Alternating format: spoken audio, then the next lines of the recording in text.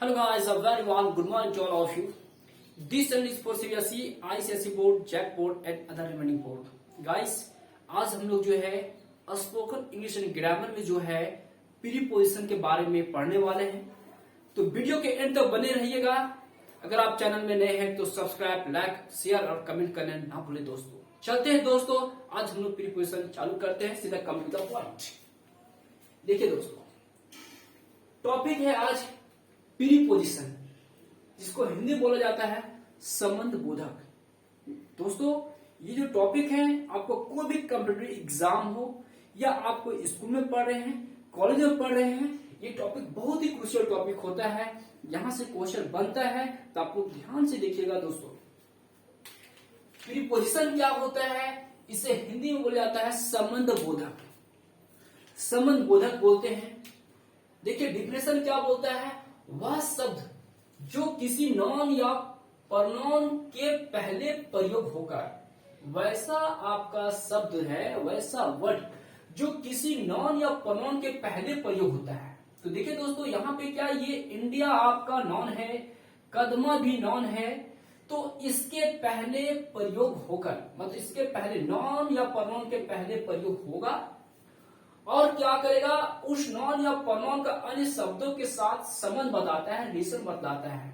मतलब प्रीपोजिशन का मतलब हुआ कि किसी भी नॉन या प्रनॉन के पहले आएगा और आने के बाद ये क्या करता है, ये रिलेशन बताता है इस वर्ड का किसी दूसरे वर्ड के साथ, और वह वर्ड होना चाहिए नॉन या प्रनॉन। तो इंडिया का संबंध जो बताया जा रहा है, ये इसके साथ बताया जा रहा है, इस प्रनॉन के साथ बताया जा रहा है। दोस्तों देखिए, आई लिव इन इंडिया, मैं भारत में रहता हूं, तो इंडिया के पहले आया, ये नॉन के पहले आता है प्रीपोजिशन, और ये आकर क्या करता है, इस वर्ड का जो रिलेशन है वो दूसरे वर्ड के साथ बताता है, और दूसरा वर्ड जो है नॉन या प्रनॉन होना चाहिए। दोस्तों देखिए, इंडिया का संबंध आई के साथ बताया जा रहा है। आई लिव इन इंडिया, मैं रहता हूं कहां पे, भारत में।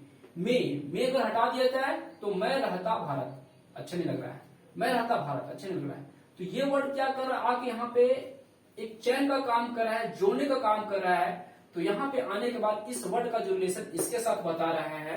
तो मेरे ख्याल से आपको समझ में आया होगा कि प्रीपोजिशन क्या होता है। एक और एग्जांपल समझिए दोस्तों, वी लिव एट कदमा, हम लोग कदमा में रहते हैं। तो देखिए हटा देते हैं, वी लिव कदमा, हम लोग रहते हैं कदमा, में तो आ ही नहीं रहा है, तो ये जोड़ने का काम कर रहा है। ये इसके पहले आया और ये जो वर्ड का जो संबंध है इसके साथ जोड़ा जा रहा है, तो इसे बोला जाता है प्रीपोजिशन।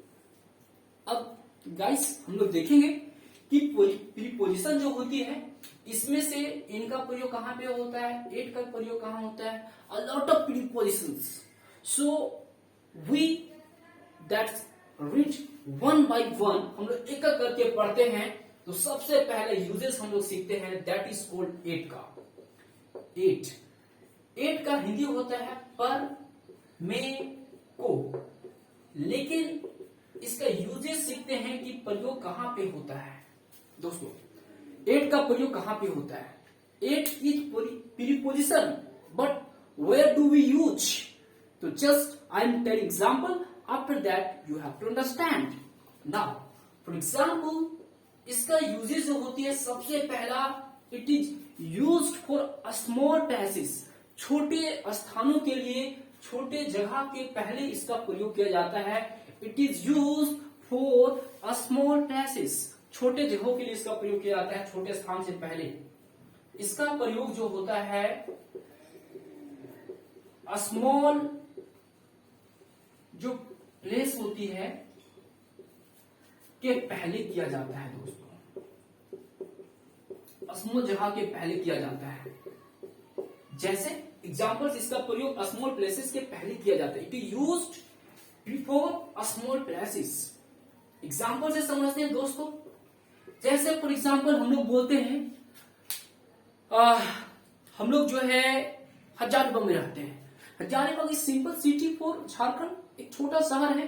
तो छोटे जगह के लिए क्या बोलेंगे, वी लिव एट हजारीबाग। और क्या बोल सकते हैं दोस्तों, और एग्जाम्पल बोलिए।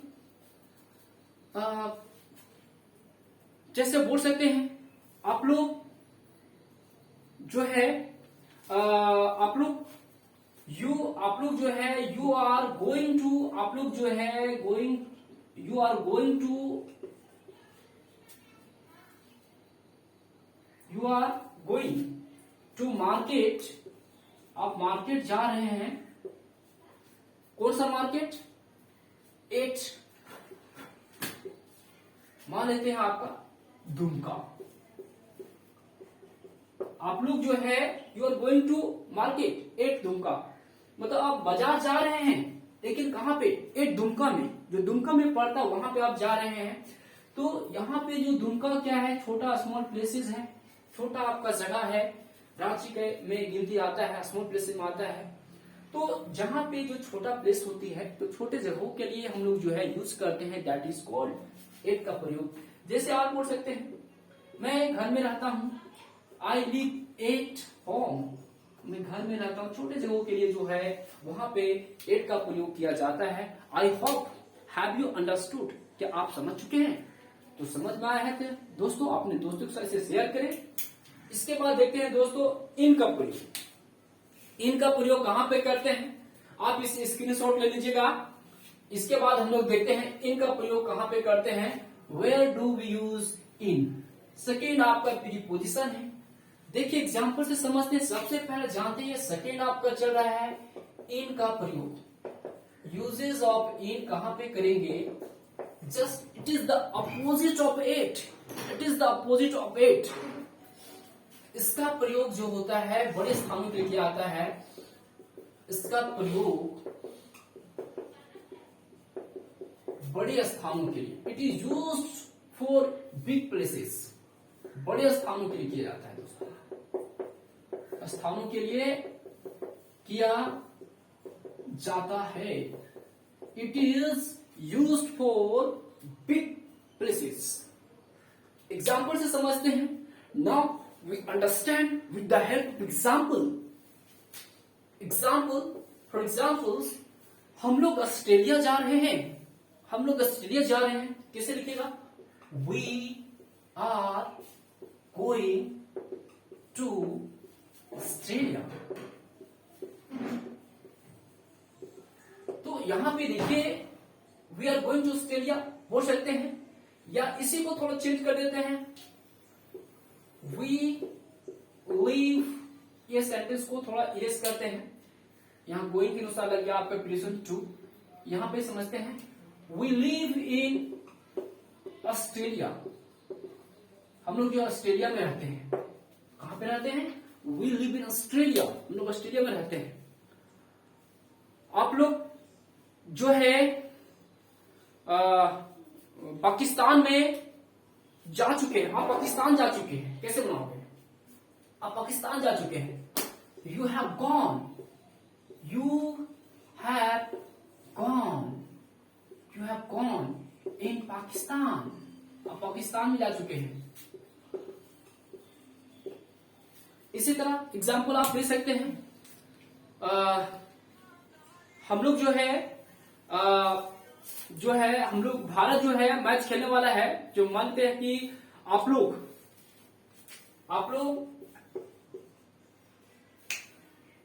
कोलकाता जाने वाले हैं, यू आर टू, आप लोग कोलकाता में जाने वाले हैं, यू आर टू गो इन कलकत्ता। तो यहां पे आप लिख सकते हैं।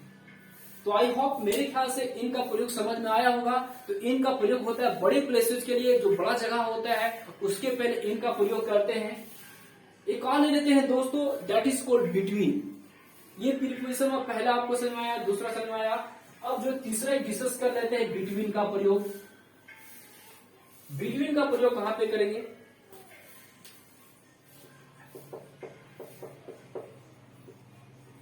बिटवीन जो होता है ये भी प्रीपोजिशन है, इसका हिंदी निकलता है बीच में, है ना।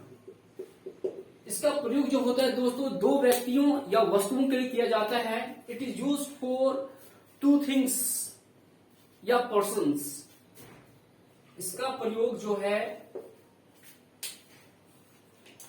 इसका प्रयोग दो व्यक्तियों